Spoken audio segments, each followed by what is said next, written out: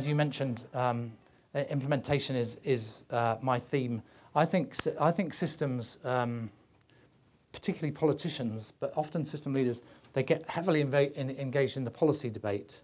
And then when the policy's done, they think, right, now it's implementation, let's move on to the next policy. I've made this mistake myself.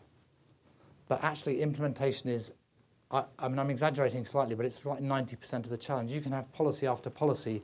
Teachers used to say to me in England, well, we don't mind if we miss one of your policies because they're like London buses. There'll be another one along in a minute.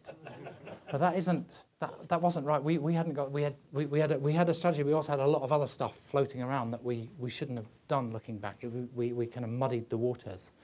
So systematic implementation, summarising a lot in a short space of time. What are the priorities? What are you trying to change? In Ontario, they're brilliant at this. Everybody can tell you that they're raising performance standards, they're narrowing the achievement gap, and they're building public confidence in the system.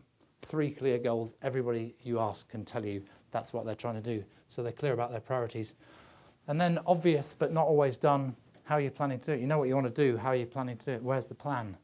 This is what I went around for after I'd done the education reform period, working for Tony Blair as head of his delivery unit. I went around Whitehall saying, well, where's your plan? Your minister and the Prime Minister have agreed their goal.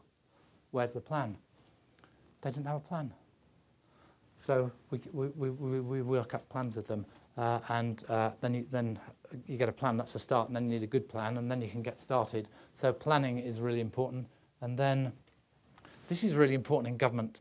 Governments get overwhelmed by crises, by media crises, by personal crises, by policy crises, by things going horribly wrong, by things that come from nowhere, whether it's Hurricane Katrina or some other major disaster. And governments have to deal with those things. It's their job to deal with those things. The question is that all they do? Years ago, I used to coach boys to play soccer. And when you start coaching small boys to play soccer, you can have a goalkeeper in each team, and the other 20 boys all run after the ball, all of them. And then after a while, you can get them better at things. Well, government is like boys playing soccer. When there's a crisis, everybody runs after the crisis. I stood outside Blair's office on September 11th, 2001. So there I am.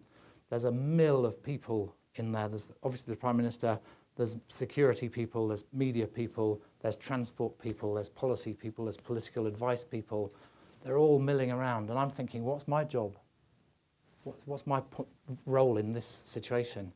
And I thought, it became very clear to me, my role is to keep the rest of the stuff on the road. I'll just be one more person in a room. But if I keep the rest of the show on the road, that would be really good.